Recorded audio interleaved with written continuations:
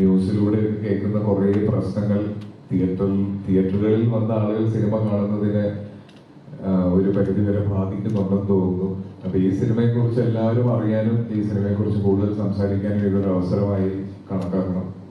നിങ്ങൾക്ക് ചോദിക്കാനുള്ളത്, സിനിമയെ പറ്റി പറയാനുള്ള അഭിപ്രായങ്ങളൊക്കെ ഈ സമയം നമുക്ക് സംസാരിക്കാം.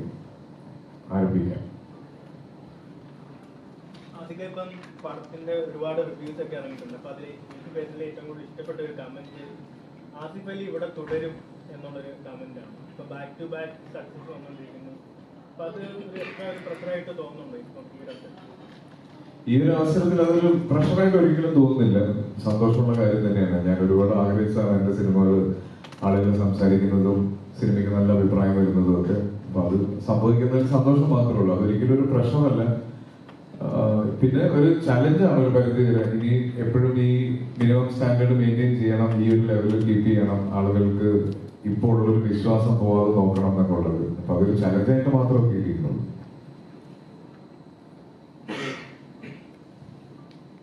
നിലവിലെ ഏറ്റവും കൂടുതൽ സക്സസ് റേറ്റ് ഉള്ള നടപ്പ് ആസിഫ് അലിയാണ്. അപ്പൊ ഈ റേറ്റിംഗിൽ ഇപ്പൊ എന്തെങ്കിലും പുതുതായിട്ട് എന്തെങ്കിലും തീരുമാനങ്ങൾ എടുത്തിട്ടുണ്ടോ? അതായത് ഞാൻ ബോധപൂർവം ഒരു തീരുമാനം എടുത്തിട്ടില്ല. ഇതുവരെ ഇത്രയും നാൾ സിനിമ ചെയ്തുകൊണ്ടിരുന്നതും അതേ പ്രോസസ്സൊക്കെ തന്നെയാണ് ഒരു സിനിമ സെലക്ട് ചെയ്യുമ്പോഴും അഭിനയിക്കുമ്പോഴും ഒക്കെ ഉള്ളത്.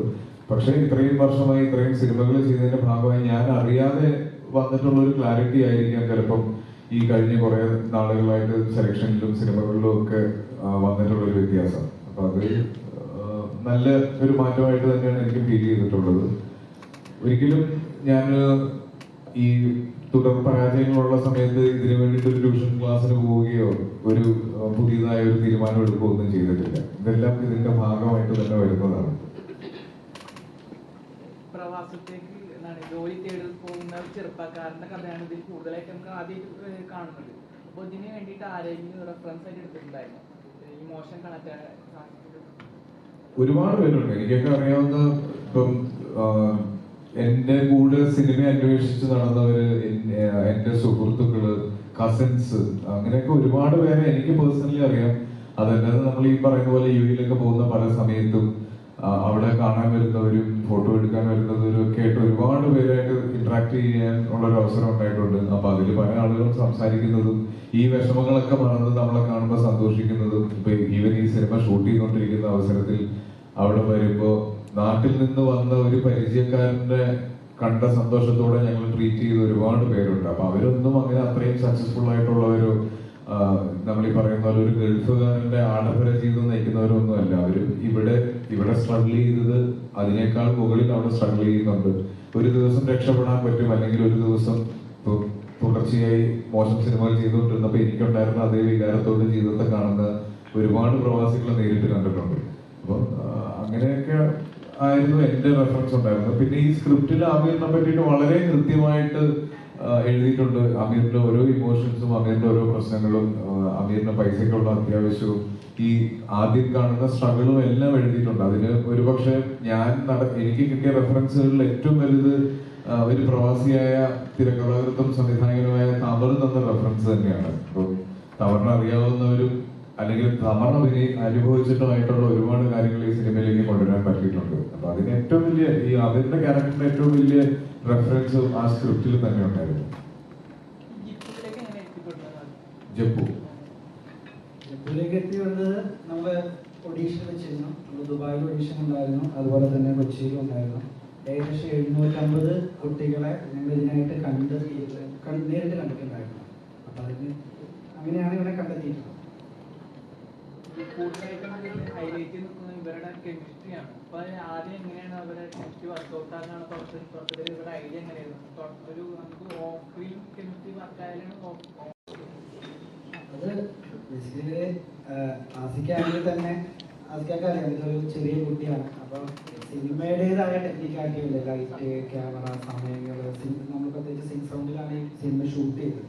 പക്ഷെ ആ ഏരിയയിലൊക്കെ നമ്മൾ ആ ടെക്നിക്കാലിറ്റിനെയൊക്കെ കുറച്ചും കൂടെ മറന്നുകൊണ്ട് അവനെ എങ്ങനെ കംഫർട്ടാക്കി നിർത്താം, അല്ലെങ്കിൽ അവന് ബുദ്ധിമുട്ടില്ല. കാരണം കുട്ടികളല്ലല്ലോ, ചിലപ്പോൾ അവരൊരു വാശി പിടിച്ചിട്ട് ഇപ്പം എനിക്ക് കൂടില്ല എന്ന് പറഞ്ഞാൽ മാറിപ്പോയാൽ തന്നെ മൊത്തം ഷൂട്ടും. അപ്പം ഞങ്ങൾ എല്ലാവരുടെയും പ്രൈം ഫോക്കസും മെയിൻ കോൺസെൻട്രേഷനും അവനിൽ തന്നെയായിരുന്നു. അവനൊരു മുഷ്പ് തോന്നരുത്. പക്ഷെ അത് അങ്ങനെ ഞങ്ങളത് പ്ലാൻ ചെയ്തിട്ട് 1 ദിവസം 2 ദിവസം അതിൻ്റെ ആവശ്യമൊന്നുമല്ലോ. ഷൂട്ട് തുടങ്ങിയപ്പോൾ അതിനേക്കാൾ കൂടുതൽ വളരെ ജെല്ലായിട്ട് നമ്മുടെ കൂടെ നിന്നതും എനിക്ക് എത്ര രാത്രിയാണെങ്കിലും ഇപ്പോൾ ഉറക്കം വന്നാലും അവൻ പറയും എനിക്ക് കുഴപ്പമില്ല, ഉറങ്ങുന്നില്ല, ആ രീതിയിൽ തന്നെ വിളിച്ചു.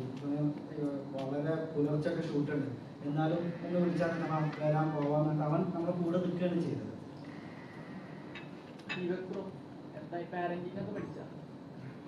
വലിയൊരു കോഴ്സായിരുന്നു എനിക്ക് ഈ സിനിമ. അല്ല, സന്തോഷമുണ്ട്. സിനിമ ഇന്നലെ നമ്മൾ തിയേറ്ററിൽ പോയ സമയത്ത് ഒരുപാട് ഫാമിലീസ് ഉണ്ടായിരുന്നു തിയേറ്ററിൽ സിനിമ കാണാൻ. അപ്പൊ കണ്ടിറങ്ങിയ സമയത്ത് ഒരു അച്ഛനമ്മയും വന്നിട്ട് ഒരു അമ്മ പറയുണ്ടായിരുന്നു, ഇവൻ ലിഫ്റ്റ് പ്രസ് ചെയ്യാൻ വേണ്ടിയിട്ട് ഭയങ്കര പ്രശ്നം ഉണ്ടായിരുന്നു. അവരോട് ലൈഫിൽ ഞങ്ങൾ അനുഭവിച്ചുകൊണ്ടിരിക്കുന്ന പ്രശ്നമാണ്. അങ്ങനെയുള്ള കുറേ സീക്വൻസുകൾ ഈ സിനിമയുണ്ട്. അപ്പൊ പിന്നെ ഒരു പുള്ളി താമര കണ്ടിട്ട് പറഞ്ഞു കരഞ്ഞു പോയി. അവസാനം താമരത്തിന്റെ മഹേഷിന്റെ പ്രതികാരത്തില് അർജന്റ് പറഞ്ഞ ഡയലോഗ് തിരിച്ച് പറയേണ്ട അവസ്ഥയിൽ അവസാനം മനസ്സിലായി പുള്ളി പറഞ്ഞിട്ടുണ്ട്. കാരണം ഭയങ്കര ആൾക്കാർക്ക് ഭയങ്കര ഇമോഷണലി ഫീൽ ചെയ്ത് കണക്ട് ചെയ്തിട്ട സിനിമ. പിന്നെ ഈ പറഞ്ഞ പോലെ ആൾക്കാർക്ക് റിലേറ്റ് ചെയ്യാൻ പറ്റുന്ന, മക്കളുള്ള ആൾക്കാർക്ക് റിലേറ്റ് ചെയ്യാൻ പറ്റുന്ന ഒരുപാട് സീക്വൻസ് ഉള്ള സിനിമയാണ്. ഉറപ്പായിട്ടും പഠിച്ചുകൊണ്ടിരിക്കണം. ഇപ്പം മുമ്പ് ചെയ്തിട്ടുള്ള കഥാപാത്രങ്ങളിൽ നിന്നൊക്കെ ഇപ്പം നോക്കുമ്പോൾ വളരെ മെച്യൂർഡ് ആയിട്ടുള്ള ക്യാരക്ടേഴ്സാണ്. സൂക്ഷ്മദർശനം ചെയ്തിരിക്കുന്ന ഒരു ഹസ്ബൻഡ് അല്ല ഇതിലേക്ക് വരുമ്പോൾ. ഇപ്പോൾ സ്വയം അവസാന ആക്ടർ ഇവോൾവ് ചെയ്യുന്ന എത്രത്തോളം ഇപ്പം ചെയ്യുന്നുണ്ട് അത് ഉറപ്പായിട്ടും ഒരു എക്സ്പീരിയൻസ് നമ്മൾ എന്തായാലും മാറ്റം പറ്റുന്നതാണ്. ഒരു ജോലി തന്നെ ചെയ്തുകൊണ്ടിരിക്കുമ്പോൾ കുറച്ച് ഉണ്ടാവില്ല എന്തായാലും. അപ്പൊ ആ ഒരു മാറ്റം എന്തായാലും ഉണ്ടായിട്ടുണ്ട്.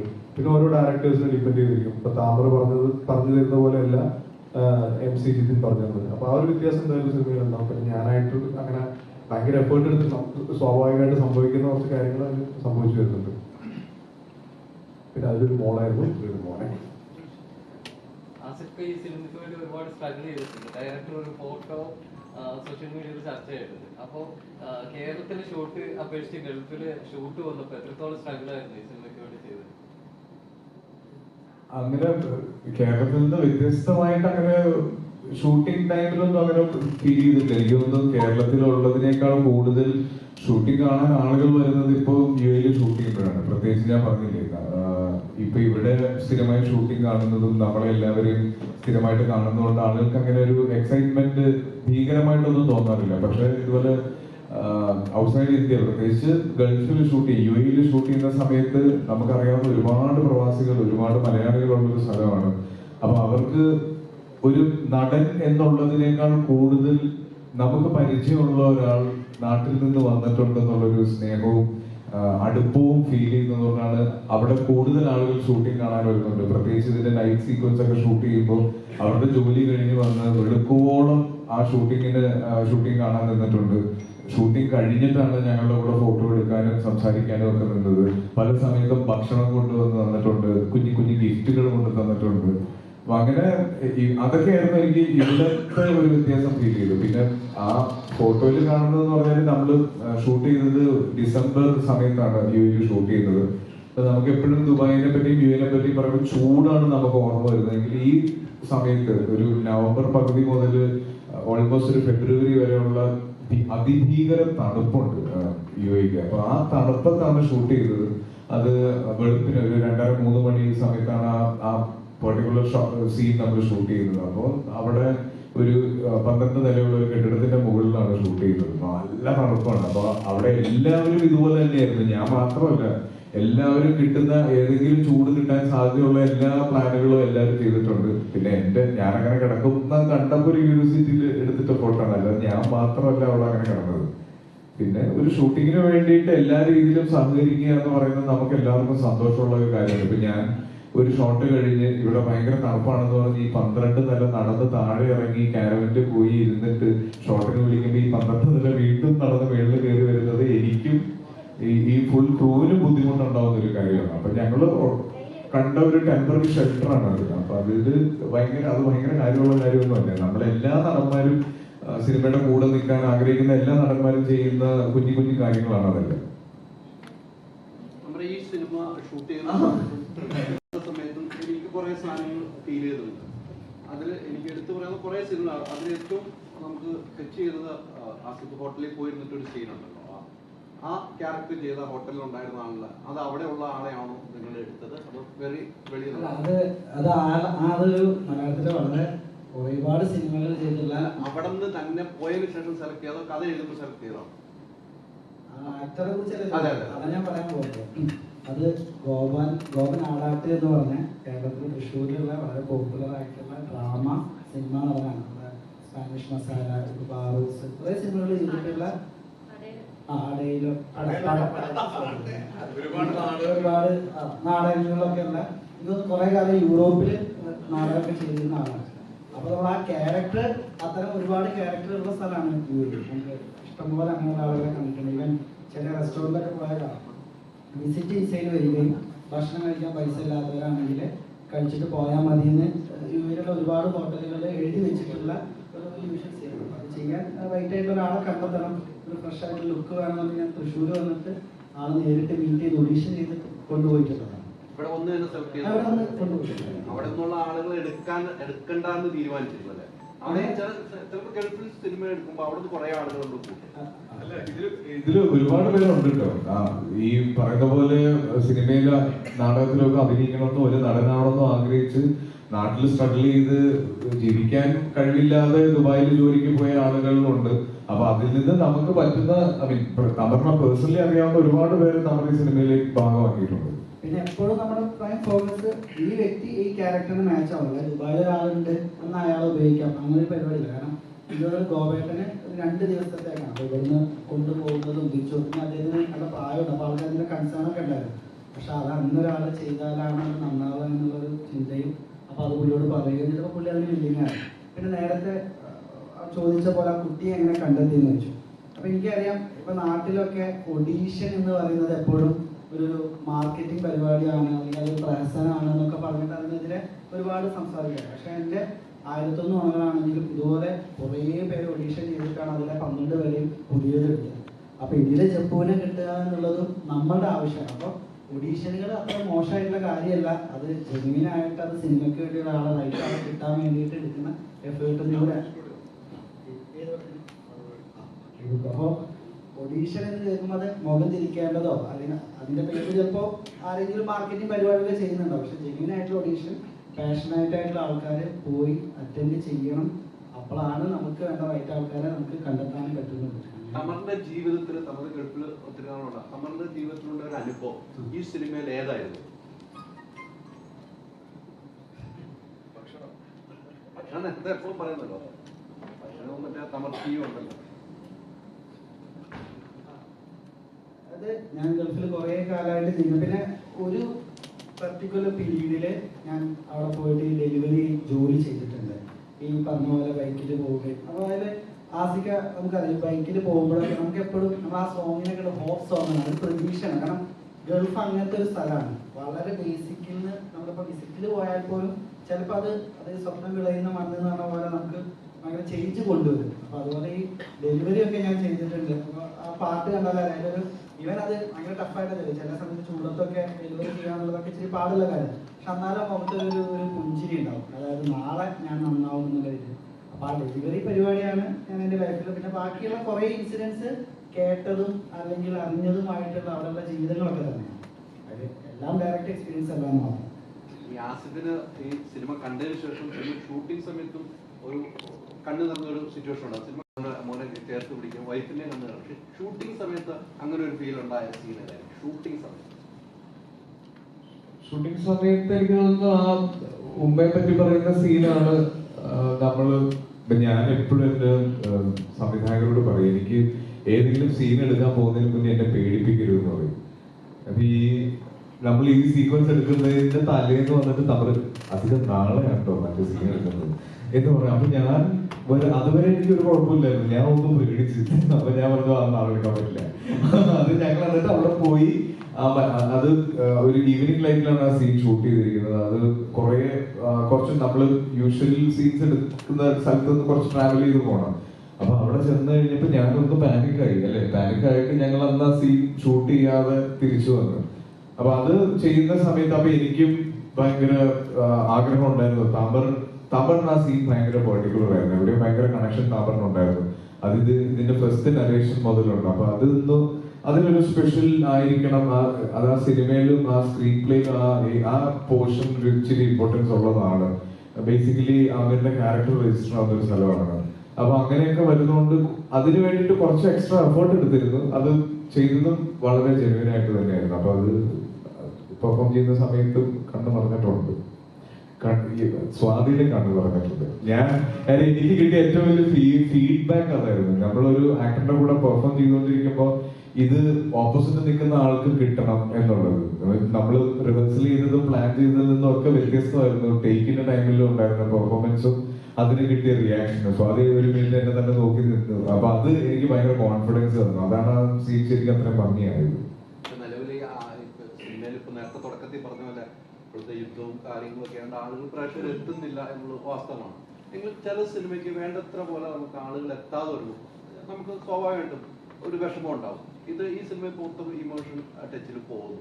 ഇപ്പൊ എങ്ങനെയാണ് നമ്മൾ ഒരു പ്രേക്ഷകരുടെ മനസ്സെങ്ങനെ കണ്ടുപിടിക്കാത്ത ഒരു അവസ്ഥയിലേക്കാണ് സിനിമ പോയിക്കൊണ്ടിരിക്കുന്നത്? അതിന് യാതൊരു സംശയമില്ല.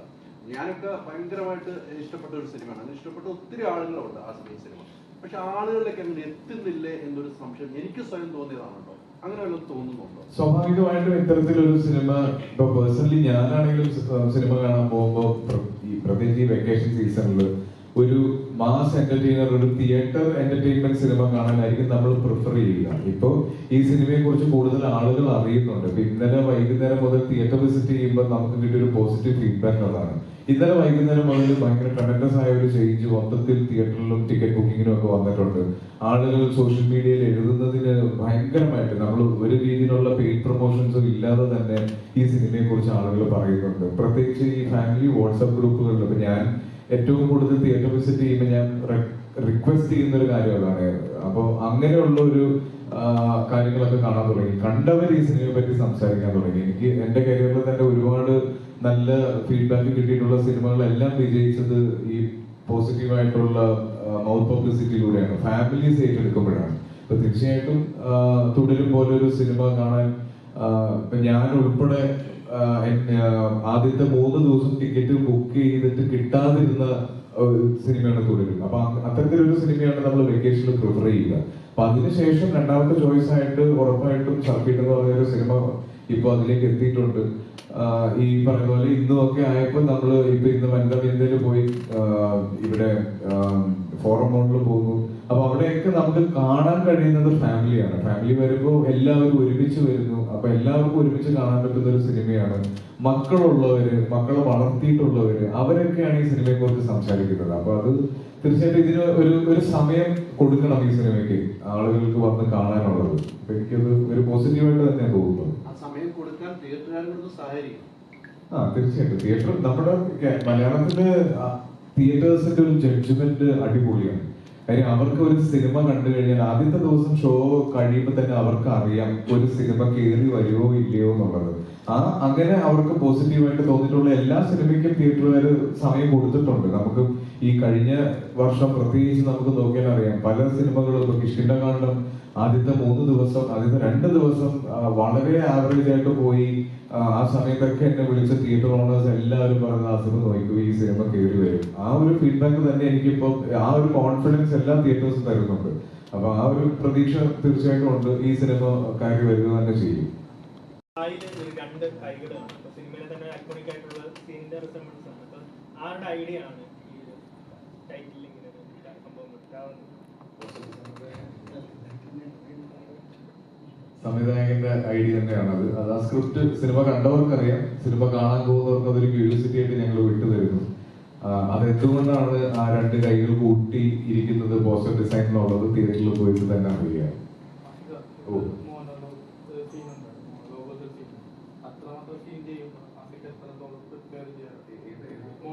മോണലോഗ് അത് ഞാൻ പറഞ്ഞില്ല, തമറ എന്നെ ഏറ്റവും കൂടുതൽ പേടിപ്പിച്ചിട്ടുള്ള ഒരു സീനാണ്. ഇതെങ്ങനെയുണ്ടോ നോക്കുന്നത് എന്ന് പറഞ്ഞ് ചെയ്തതാണ്. ആ സീൻ ഭയങ്കര ആ സ്ക്രിപ്റ്റിൽ അത് ഭയങ്കരമായ ഒരു ഇമ്പോർട്ടൻസ് ഉള്ള സീനാണ്. അപ്പൊ അത് തമിഴും അതിനു വേണ്ടിയിട്ട് ഒരുപാട് സമയം തന്നിട്ടുണ്ട്. ആ സീൻ ഷൂട്ട് ചെയ്ത ദിവസം ഞങ്ങൾ ആ ഒറ്റ സീൻ മാത്രമേ എടുത്തിട്ടുള്ളൂ, വേറെ ഒന്നും അന്ന് ഷൂട്ട് ചെയ്തിട്ടില്ലായിരുന്നു. അപ്പൊ അത്രയും പേഷ്യൻസ് കാണിച്ചത് കൊണ്ടും എനിക്ക് അത്രയും കംഫർട്ടബിൾ ആയിട്ടൊരു സൗകര്യം തന്നതുകൊണ്ടും ഒക്കെയാണ് അത് അത്രയും നന്നായത്. നമ്മുടെ നാട്ടിലെ പോലീസും ഗൾഫിലെ പോലീസും വ്യത്യസ്തമാണെന്ന് ശരിക്കും പറഞ്ഞു കേൾക്കുന്നത്. അതിന് എന്തെങ്കിലും രാഷ്ട്രീയമുണ്ടോ? ഞാൻ കുറെ കാലം അവിടെ ജീവിക്കുന്നത് ഞാൻ കണ്ട പോലീസുകാരൊക്കെ അറിയാം. പക്ഷെ നാട്ടിലും അതേപോലെയൊക്കെ തന്നെയാണല്ലോ. ഇതേപോലെ വളരെ മോശം എന്തെങ്കിലും ചെയ്താൽ തിരിച്ച് അവിടെ അതുപോലെയൊക്കെ തന്നെ കിട്ടും. അങ്ങനെ കിട്ടിയിട്ടുണ്ടോ? എനിക്ക് ഇതായിട്ട് കിട്ടിയിട്ടില്ല. ഈ ഒരു തുടക്കത്തിൽ തന്നെ കാണുന്ന ബ്ലോഗേഴ്സിന്റെ ഒരു സംഭവമാണ്. ആരാണ് അത്? അത് ഒരുപാട് പേർക്ക് കണക്ട് ആയി. അങ്ങനെ ആ ബ്ലോഗർ ആ ഷൂട്ട് ചെയ്യുന്ന രീതിയിൽ അതെ അത് എന്നോട് അവർക്ക് കഥ പറയുമ്പോൾ തന്നെ ക്യാരക്ടർ പറയുമ്പോൾ തന്നെ പറഞ്ഞു. റെഫറൻസ് ഞാൻ പറയാണ്ടല്ലോ, നിനക്ക് മനസ്സിലായിട്ടുണ്ടാവില്ല. ഞാൻ പറഞ്ഞാൽ മനസ്സിലായി, അസറല്ലേ എന്ന് പറഞ്ഞാൽ അങ്ങനെ ചെയ്തത്. ഇപ്പൊ ഇന്നലെ അസർ ഷെയർ ചെയ്യുകയും ചെയ്തു. ഭയങ്കര സന്തോഷമായി. നമ്മൾ എപ്പോഴും അത് കാണുമ്പോൾ എനിക്ക് ഭയങ്കര ഇഷ്ടമുള്ളൊരു ബ്ലോഗാണ്. പുള്ളി ഈ മണ്ടറ ഭയങ്കര രസമാണല്ലോ. അപ്പൊ അത് അങ്ങനെ താങ്കൾ പറയുമ്പോൾ തന്നെ എന്നോട് പറഞ്ഞിരുന്നു ഇതാണെന്നുള്ളത്. അപ്പൊ ഇത്രയും സക്സസിൽ നിൽക്കുമ്പോഴും എന്തുകൊണ്ടാണ് മലയാളത്തിൽ മാത്രം ഒതുങ്ങി നിൽക്കുന്നത്, മറ്റ് അന്യഭാഷാ ചിത്രങ്ങളിലേക്ക് പോകാത്തത്? ഏറ്റവും നല്ല സിനിമകൾ വരുന്നത് ഇപ്പൊ മലയാളത്തിൽ തന്നെ. അപ്പൊ ഇവിടെ തന്നെയല്ലേ നിൽക്കേണ്ടത്. നമ്മൾ മികച്ച സിനിമകൾ തേടിയാണ് ഓരോരുത്തരും ഓരോ ഭാഷകളിലേക്ക് പോകുന്നത്, മികച്ച ക്യാരക്ടേഴ്സ് ചെയ്യാനാണ്. എന്നെ സംബന്ധിച്ചിടത്തോളം ഏറ്റവും നല്ല സിനിമകളും ഏറ്റവും നല്ല ക്യാരക്ടേഴ്സും എനിക്ക് വരുന്നത് മലയാളത്തിൽ നിന്നാണ്. പിന്നെ എനിക്ക് ഏറ്റവും കംഫർട്ടബിൾ ആയിട്ട് ഹാൻഡിൽ ചെയ്യാൻ പറ്റുന്ന ഒരു ഭാഷയുടെ ഒരു സുഖം അഭിനയിക്കുമ്പോഴും പഠിക്കുമ്പോഴും ഒക്കെ മലയാളം തന്നെയല്ലേ. അപ്പൊ അതുകൊണ്ടാണ്. പിന്നെ ഒരു അത്രയും ഗംഭീരമായ ഓഫറൊന്നും എനിക്ക് വേറൊരു ഭാഷയൊന്നും വന്നിട്ടില്ല. ഇനി വരുമ്പോൾ ചിലപ്പോൾ ഇതൊക്കെ മാറ്റി പറയും.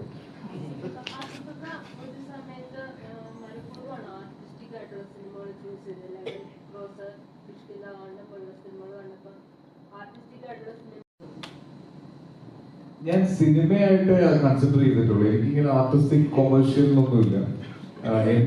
എനിക്ക് കേൾക്കുമ്പോൾ നരേഷൻ കേൾക്കുമ്പോൾ ഭയങ്കര ഇൻട്രസ്റ്റിംഗ് ആയിട്ട് തോന്നുന്ന സിനിമകളാണ് ഞാൻ കമ്മിറ്റ് ചെയ്യുന്നത്. അത് ഏത് കാറ്റഗറിയിലാണെന്നോ ജോണറാണെന്നൊന്നും ഞാൻ നോക്കാറില്ല.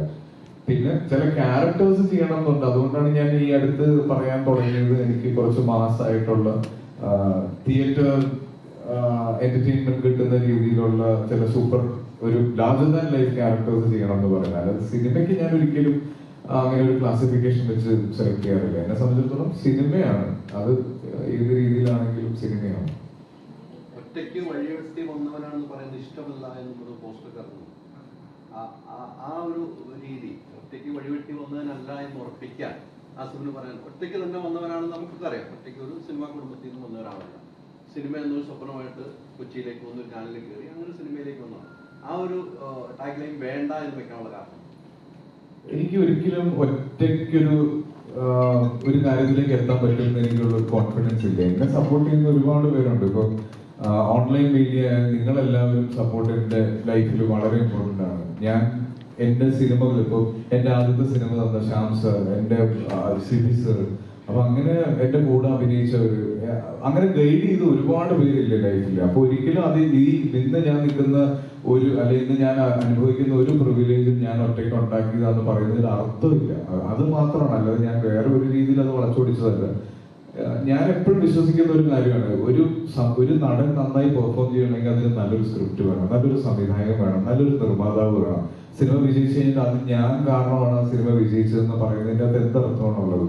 അപ്പൊ എപ്പോഴും അങ്ങനെ വിശ്വസിക്കുന്ന ഒരാളാണ് ഞാൻ. അതാന്ന് ചോദിച്ചപ്പോ ആ വേദിയിൽ ഞാൻ അത് അങ്ങനെ പറഞ്ഞതേ ഉള്ളൂ. മലയാളത്തിൽ ഇപ്പം 100 സിനിമകൾ ഇറങ്ങുവാണെങ്കിൽ അതില് 90% സിനിമകളും മാത്രം അതിൽ താഴെയായിരിക്കും ഹീറോയിൻസ് എന്തൊക്കെയാണ്. അത് എന്തുകൊണ്ടായിരിക്കും അങ്ങനെ സംഭവിച്ചത്? റൈറ്റേഴ്സിനോടായിരിക്കും ചോദിക്കേണ്ടത്. മലയാളത്തിലെ പ്രേക്ഷകർ അല്ലെങ്കിൽ ഇന്ത്യയിലെ പ്രേക്ഷകർ പൊതുവെ ഫീമെയിൽസിനെ ഹീറോസ് ആയിട്ട് അല്ലെങ്കിൽ അവർ ശ്രദ്ധയ്ക്കായിട്ട് വരുന്ന സിനിമകൾ കാണാൻ ഇഷ്ടപ്പെടുന്നില്ല. അല്ല, അങ്ങനെയുള്ള കഥാപാത്രങ്ങളും തിരക്കഥകളും ഉണ്ടാകും. ഇവിടെ ആണെങ്കിലും ഒരുപാട് ഇപ്പൊ ജയജയന്തിന്നൊക്കെയുള്ള ചുരുക്കമല്ലേ ഉള്ളൂ, ഒരിക്കലും കമ്പയർ ചെയ്യാൻ മാത്രം. ഉറപ്പായിട്ടും ആണ്. പക്ഷെ അത് റൈറ്റേഴ്സ് ആയിരിക്കും മുന്നോട്ട് വന്നത് എഴുതേണ്ടത്, അങ്ങനെയുള്ള തിരക്കഥകൾ ഉണ്ടാകേണ്ടത്. നല്ലൊരു മാറ്റം പ്രതീക്ഷിക്കുന്നുണ്ടോ? പ്രതീക്ഷ ഉണ്ട്, എല്ലാ തരത്തിലും ഉണ്ട്. ഭയങ്കര ഹോപ്പ്ഫുള്ളാണ്. ആസിഫ്ക്ക വാനിന് തീയിടാൻ വന്ന ഒരു അവസ്ഥയുണ്ടല്ലോ, അതൊന്ന് വിശദീകരിക്കും. വേറെ ഇന്റർവ്യൂസിൽ കണ്ടിട്ടുണ്ടായിരുന്നു. അല്ല, അത് ഞങ്ങൾ ഈ നൈറ്റ് ഷൂട്ട് ചെയ്തുകൊണ്ടിരിക്കുമ്പോൾ ഞങ്ങൾക്ക് അവിടെ പ്രൊഡക്ഷന് വേണ്ടിയിട്ട് വന്നിരുന്ന ഒരാളുണ്ടായിരുന്നു. അദ്ദേഹം ഒരു ഇറാനിയനാണ്. ഇതുപോലെ തന്നെ വളരെ സ്ട്രഗിൾ ചെയ്യുന്ന ഒരു മനുഷ്യനാണ്. അപ്പൊ ഞങ്ങളൊരു 12 ദിവസം back to back night shoot ചെയ്തുകൊണ്ടിരിക്കുന്ന സമയത്ത് ഇദ്ദേഹത്തിന് രാത്രി മുഴുവൻ ഷൂട്ടുള്ളതുകൊണ്ട് ഉറങ്ങാൻ പറ്റിയില്ല. രാവിലെ അദ്ദേഹം ഉറങ്ങുന്നില്ല. അങ്ങനെ 12 ദിവസം കഴിഞ്ഞപ്പോൾ ഇദ്ദേഹം ചെറുതായിട്ടൊന്ന് ഫ്ലിപ്പായി പോയി. അപ്പൊ ഈ ഉറക്കം കെടുത്തുന്നത് ഇയാള് കൊണ്ടുവരുന്ന വണ്ടിയാണ്. ആ വണ്ടി കത്തിച്ച് കളഞ്ഞാൽ പിന്നെ ആ പ്രശ്നം തീരുന്ന അദ്ദേഹത്തിന് തോന്നി. ഞങ്ങളൊക്കെ അതിനകത്ത് ജസ്റ്റ് എസ്കേപ്പ് ആയിരുന്നു. ടിക്കറ്റൊക്കെ ഷൂട്ട് തുടങ്ങി. ഇപ്പൊ അതിന്റെ എന്റെ ഒരു 8 ദിവസത്തെ പോർഷൻ ഷൂട്ട് കഴിഞ്ഞു. ഇനിയിപ്പോ മറ്റേ ഇതിന്റെ സർക്കിറ്റിന്റെ പ്രൊമോഷൻസിന് വേണ്ടിയിട്ട് ഞങ്ങൾ ബ്രേക്ക് ചെയ്യുന്നതാണ്. മറ്റന്നാൾ മുതൽ വീണ്ടും ഷൂട്ട് തുടങ്ങും. ഇനി അതിനൊരു 90 ദിവസത്തെ ഒരു ഷെഡ്യൂളാണ് ഇപ്പൊ പ്ലാൻ ചെയ്തിട്ടുള്ളത്.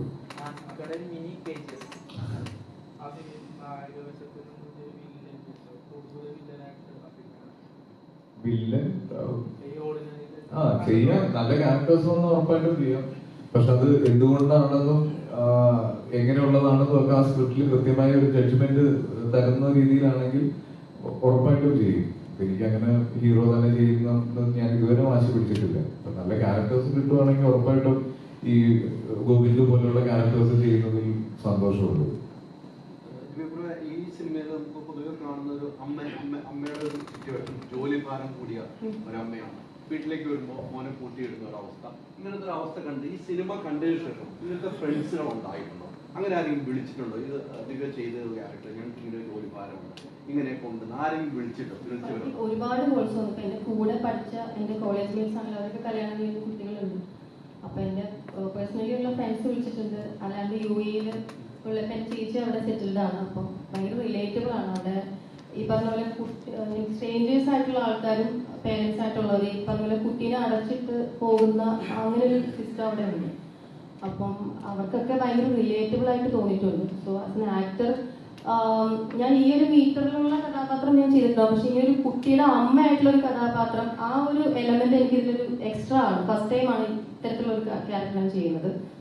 അപ്പൊ മാക്സിമം ഞാൻ ട്രൈ ചെയ്തിട്ടുണ്ട്. അപ്പൊ അതിന്റെ ഒരു റിഫ്ലക്ഷൻ ആണ് ഇത്രയും മെസ്സേജസ് വരുന്നതൊക്കെ. ചില സീനുകൾ ദീപത്തിനോടുള്ള ഒരു എന്താണ് ഒരു ഷൗട്ട് ചെയ്തുള്ള സംസാരം ചില സമയങ്ങളിൽ വരുന്ന ഒരു സീനുകൾ നമുക്ക് ഏറ്റവും എനിക്ക് കിട്ടിക്കൊണ്ട് ആ കുട്ടിയെ കാണാൻ കിട്ടുന്ന സംഭവമുള്ളൂ. ആ ദീപക്കുമായിട്ട് നിങ്ങൾ അങ്ങോട്ടുള്ള ആ ഡയലോഗിന്റെ സമയത്ത് എങ്ങനെയായിരുന്നു? ദീപക്കും മറുപടി പറയാൻ ഒരു സാധനമാണ്. ആ ഡയലോഗ് നിങ്ങൾ ചെയ്യുമ്പോൾ എങ്ങനെയാണ് മൊഴി സെറ്റ് ചെയ്യുന്നത്? നമ്മള് ഷോർട്ടിന് ലൊക്കേഷനിൽ വന്നിട്ട് ഇങ്ങനെ കുറച്ച് ഇത്തരത്തിലുള്ള സീൻസ് നമ്മൾ രണ്ടുപേരും ഡയറക്ടറും കൂടി ഇരുന്നിട്ട് താമരം കൂടി ഇരുന്നിട്ട് നമ്മൾ ചെയ്ത് നോക്കിയിട്ടാണ് നമ്മൾ ചെയ്തത്. തമിഴ് പറഞ്ഞ പോലെ ആ ഒരു ഇത് വെച്ചിട്ട് നമ്മൾ ചെയ്യാൻ ശ്രമിച്ചു. ചെയ്ത് നോക്കിയിട്ടാണ് ചെയ്തത്. ഞാൻ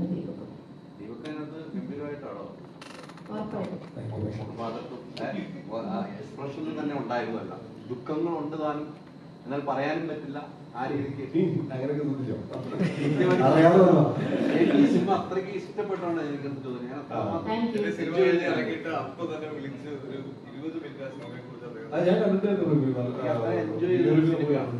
ഓർക്കുമ്പോൾ അങ്ങനെ ഉണ്ട്, കുറെ എന്റെ ജീവിതത്തിലും ഉണ്ട്. അതാണ് എന്റെ ചില സിനിമകളും ചില സ്ക്രിപ്റ്റുകളും ഭയങ്കരമായിട്ട് ഹെൽപ്പ് ചെയ്യും. ഇപ്പൊ നമ്മളിപ്പം ആ ഡയലോഗ് പറയുമ്പോൾ തന്നെ നമ്മൾ ഉള്ളിൽ അറിയാതെ ഫീൽ വരും. അപ്പൊ അങ്ങനെ വന്ന് സംഭവിച്ചിരിക്കും. അപ്പൊ അതിനുവേണ്ടി ഭയങ്കരമായിട്ട് എഫേർട്ട് എടുത്ത് ഡയറക്ടർ പറഞ്ഞ പോലെ എന്താണോ അതുപോലെയാണ് ചെയ്യുന്നത്. പിന്നെ ശരിയല്ലോ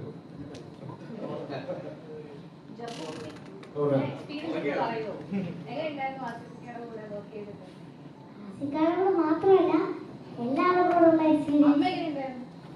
അമ്മയും പാവാ, പക്ഷെ ഇതിന്റെ അകത്ത് എന്നാലും ഒരു ദേഷ്യമുള്ളത് അല്ല. മറ്റേതിന്റെ അകത്ത് കുഞ്ഞു കുഞ്ഞു റോളൊക്കെ ഉള്ളൂ. പക്ഷെ ഇതിന്റെ അകത്ത് ഏറ്റവും കൂടുതൽ റോളുള്ളൂ. അല്ല, അഭിനയിച്ചപ്പോ എന്റെ അടുത്ത് ദേഷ്യമുള്ളത് ഇങ്ങോട്ട് അപ്പൊ ഞാൻ തിരിച്ചു കൊടുത്തു.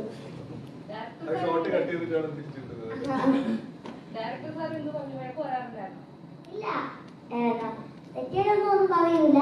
നമ്മള് ചെയ്തോളാൻ പറയും, കുഴപ്പമില്ലെന്നൊക്കെ പറയും. വീട്ടിൽ പോയതിനു ശേഷവും ഇതിനെക്കുറിച്ച് സംസാരം ഉണ്ടാവുമല്ലോ വൈഫിന്റെ കുട്ടികളുടെ. സിനിമ കണ്ടുപോയി കഴിഞ്ഞിട്ടൊരു സിറ്റുവേഷൻ ഉണ്ടായിരുന്നു വീട്ടിൽ? കാര്യം നമ്മൾ ഈ പ്രത്യേകിച്ച് ഇതിന്റെ ടുവേർഡ്സ് എൻഡ് വരുമ്പോൾ അവർ എഴുതിയ ഏറ്റവും ബ്യൂട്ടിഫുൾ ആയിട്ടുള്ള ഡയലോഗ് അതിനകത്ത് അച്ഛനും അമ്മയും എന്നെയും അച്ഛനും അമ്മയും വിളിച്ചിട്ടാണോ ഞാൻ താഴത്തേക്ക് വന്നത് എന്ന് ചോദിച്ചിട്ടുള്ളൊരു സീനുണ്ടല്ലോ. ആ സീനായിരുന്നു ശരിക്കും നമുക്ക് എല്ലാവർക്കും ആ സിനിമയുടെ അവസാനം കണ്ണു നിറഞ്ഞ് ഇറങ്ങാനുള്ള ഒരു കാരണം. അതിന്റെ ഹാങ് ഓവർ ശരിക്കും നമുക്ക് വീട്ടിലെത്തിയപ്പോഴുണ്ടായിരുന്നു. നമ്മുടെ കുട്ടികളെ പറ്റിയിട്ടും ദേഷ്യം വരുമ്പോൾ നമ്മൾ കുട്ടികളോട് ഷൗട്ട് ചെയ്യാറുണ്ട്, വേണമെങ്കിൽ ഒരു ചെറിയ തട്ടൊക്കെ കൊടുക്കാറുണ്ട്. പക്ഷെ അത് ആ കുട്ടികൾ എങ്ങനെ എടുക്കുന്നു എന്നുള്ളതും നമ്മൾ എന്താണ് ഉദ്ദേശിച്ചത് എന്നുള്ളതും ഒക്കെ ഈ ഒരു ഡയലോഗിന്റെ പുറകിലുണ്ട്.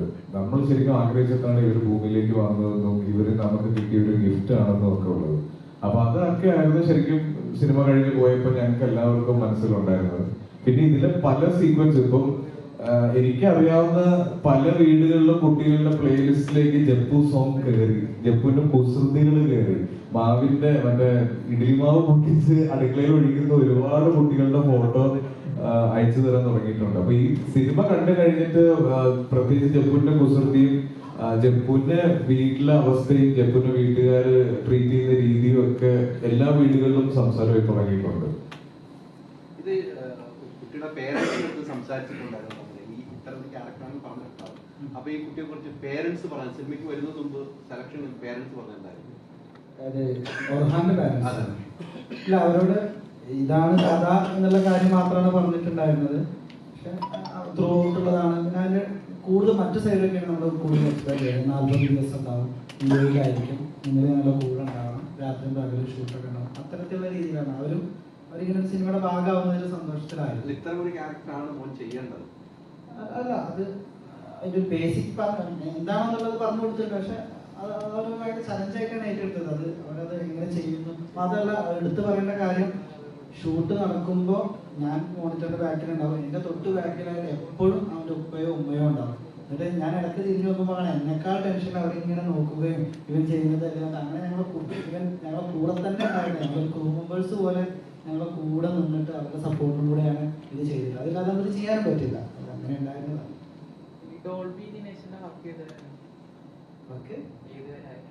അവർക്ക് ഇത് ഏകദേശം എഴുത്ത് പരിപാടികളൊക്കെ കഴിഞ്ഞു, കാസ്റ്റിംഗ് സ്റ്റാർട്ട് ചെയ്തു. ഇപ്പോൾ എൻ്റെ ആർട്ട് ടീമൊക്കെ ലൊക്കേഷനിലും മറ്റുമൊക്കെയാണ്. ഒരു മാസം ലാസ്റ്റൊക്കെ ആയിട്ട് ഷൂട്ട് തുടങ്ങാനുള്ള. ഞാൻ ആഗ്രഹിച്ചൊരു നീമ്പോളിയാണ് പ്രസന്റ് ചെയ്യുന്നത്. ആസിക്ക് ഇപ്പം നേരത്തെ ഇന്റർവ്യൂവിൽ പറഞ്ഞിട്ടുണ്ട്, ഇപ്പൊ ആസിക്കയാണെന്ന് കുറച്ച് സമയം അവരോടൊപ്പം സ്പെൻഡ് ചെയ്തിട്ടുണ്ടെങ്കിൽ ഇപ്പൊ സിനിമയിൽ ഈ കുട്ടികൾക്കൊപ്പം അഭിനയിക്കാൻ സ്വന്തം കുട്ടികൾ എത്രത്തോളം ഹെൽപ്പ് ചെയ്യാറുണ്ട്? അത് ശരിക്കും ഞാൻ ഈ സിനിമ കമ്മിറ്റ് ചെയ്യാൻ തന്നെ കാരണം ഞാനൊരു പേരന്റ് ആയതുകൊണ്ടും എനിക്ക് കുട്ടികളും ഉള്ളത് കൊണ്ടാണ്. അല്ല, ഇപ്പൊ ഞാൻ ഹണീബി ചെയ്തുകൊണ്ടിരിക്കുന്ന ഒരു സമയത്താണ് എൻ്റെ അടുത്ത് ഈ കഥ പറഞ്ഞിരുന്നെങ്കിൽ എനിക്ക് ഇത് മനസ്സിലാവുകയില്ലായിരുന്നു. ഇപ്പൊ എന്റെ വീട്ടിലുള്ള ഒരുപാട് കാര്യങ്ങളും അല്ലെങ്കിൽ കുട്ടികളായിട്ട് ഇന്ററാക്ട് ചെയ്ത സമയത്ത് ഞാൻ മനസ്സിലാക്കിയ ഒരുപാട് കാര്യങ്ങളും ഒക്കെ കൊണ്ടാണ് ഈ സ്ക്രിപ്റ്റ് എനിക്ക് ജഡ്ജ് ചെയ്യാൻ പറ്റിയതും ഈ സിനിമ ഞാൻ കമ്മിറ്റ് ചെയ്തത്.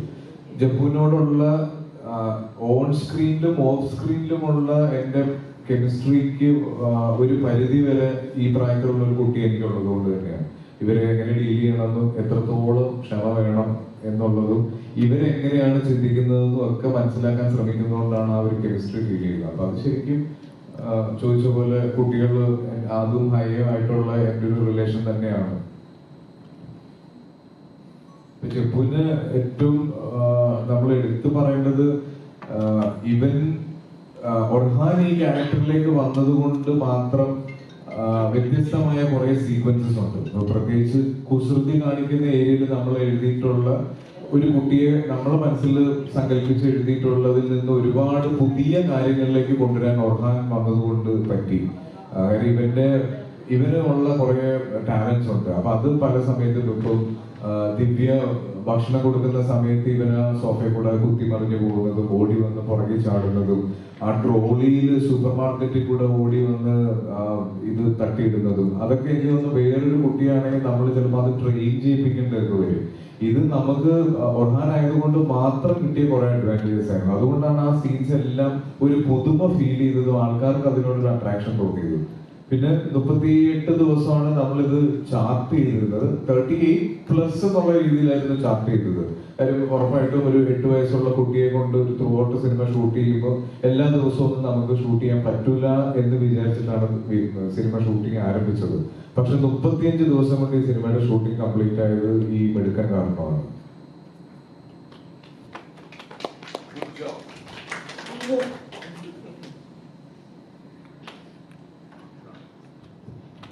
അപ്പോ ഇതൊക്കെയാണ് സർക്കിട്ടിനെ കുറിച്ച് പറയാനുള്ളത്.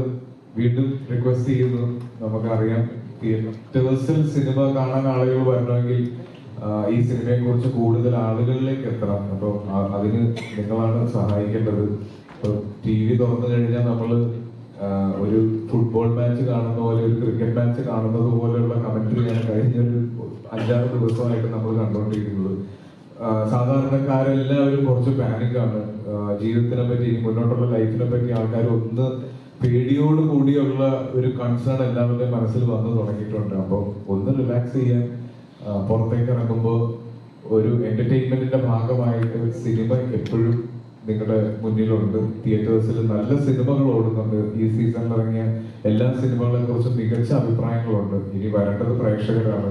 കാണേണ്ടതും ആസ്വദിക്കേണ്ടതും അഭിപ്രായം പറയേണ്ടത് പ്രേക്ഷകരാണ്. അപ്പൊ നിങ്ങളെല്ലാവരും ഈ ടെൻഷനിൽ നിന്നൊക്കെ ഒന്ന് കുറച്ച് റിലീസ് ചെയ്യാൻ വേണ്ടി, അല്ലെങ്കിൽ കുറച്ച് സമാധാനം കിട്ടാൻ വേണ്ടി ഞങ്ങൾ തിയേറ്ററിലേക്ക് ക്ഷണിക്കുന്നു.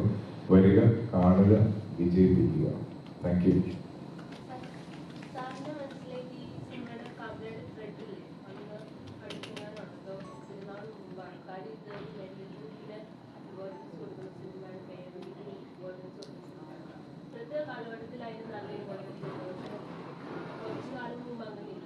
ഞാൻ ആക്ച്വലി കാരണം എൻ്റെ ആദ്യ സിനിമയുടെ മുൻപ് ആദ്യ സിനിമയായിട്ട് ചെയ്യാൻ പ്ലാൻ ചെയ്തിരുന്നു. അത് 2018 സമയത്തൊക്കെ എഴുതിയ സ്ക്രിപ്റ്റാണ്. പിന്നെ കോവിഡൊക്കെ വന്നു, 1900 സംഭവിച്ചു. അത് കഴിഞ്ഞപ്പോഴും പിന്നെ എനിക്ക് ഇതേ പ്രായത്തിൽ ഒരു കൊച്ചൊക്കെ ജനിച്ചു, ഞാനൊരു അച്ഛനായി. അപ്പോൾ എനിക്ക് തോന്നി ഇത് പറയേണ്ട കഥ തന്നെയാണ്. അതിനിപ്പോഴും ഉണ്ട്. ആ സമയത്ത് തന്നെ എനിക്ക് തോന്നുന്നു ADHD മറ്റൊക്കെ നമ്മളും ചർച്ച ചെയ്യാൻ തുടങ്ങി. അപ്പോൾ അതൊന്നും കൂടെ എൻ്റെ ചിന്തകളെ കൂട്ടി ഉറപ്പിക്കുന്ന തരത്തിലായിരുന്നു. ആ ഒരു മോട്ടിവേഷനാണ് ചെയ്തത്. ഇതുകൂടെ പറയാൻ ആഗ്രഹിക്കുന്നു. ഞാൻ ഈ സിനിമ കഴിഞ്ഞ് ഇറങ്ങി ആദ്യം എനിക്ക് വന്ന കോളുകളൊന്ന്, കൊടുങ്ങല്ലൂർ ക്രാഫ്റ്റ് ഹോസ്പിറ്റലിൽ ഒരു ഡോക്ടറുണ്ട്. അദ്ദേഹം കുട്ടികളുടെ സ്പെഷ്യലിസ്റ്റ് ആണ്. അപ്പൊ അദ്ദേഹത്തിന് ഈ സിനിമ ഭയങ്കരമായിട്ട് റിലേറ്റ് ചെയ്യാൻ പറ്റി. ADHD എന്ന് പറഞ്ഞൊരു കണ്ടീഷൻ ഇപ്പോ അദ്ദേഹത്തിന് മുന്നിൽ വരുന്ന 60% കുട്ടികളിലും ഉണ്ട് എന്നും അത് ഏത് രീതിയിലാണ് അഡ്രസ് ചെയ്യപ്പെടേണ്ടത്, ആ കുട്ടികൾ എങ്ങനെ ടേക്ക് കെയർ ചെയ്യണം എന്നുള്ളതും ഒക്കെ അദ്ദേഹം കുറച്ചും കൂടെ പബ്ലിക്കിന് ഒരു അവയർനെസ് കൊടുക്കാൻ ആഗ്രഹിക്കുന്നുണ്ട്. അപ്പൊ ഈ സിനിമ അദ്ദേഹത്തിന് കണ്ടപ്പോൾ, അല്ലെങ്കിൽ ആ പേരൻസ് അനുഭവിക്കുന്നതും അതുകൊണ്ട് അവർക്കുണ്ടാകുന്ന ബുദ്ധിമുട്ടുകളെ പറ്റിയൊക്കെ അദ്ദേഹം സംസാരിച്ചു. അപ്പൊ അത് ഈ സിനിമ ചെയ്തതിൽ ഞങ്ങൾക്ക് ഒരുപാട് സന്തോഷം. ഭയങ്കര പ്രൗഡായിട്ടുള്ള ഒരു തീരുമാനമായിരുന്നു എന്ന് തോന്നുന്നു. അപ്പോ താങ്ക് യു.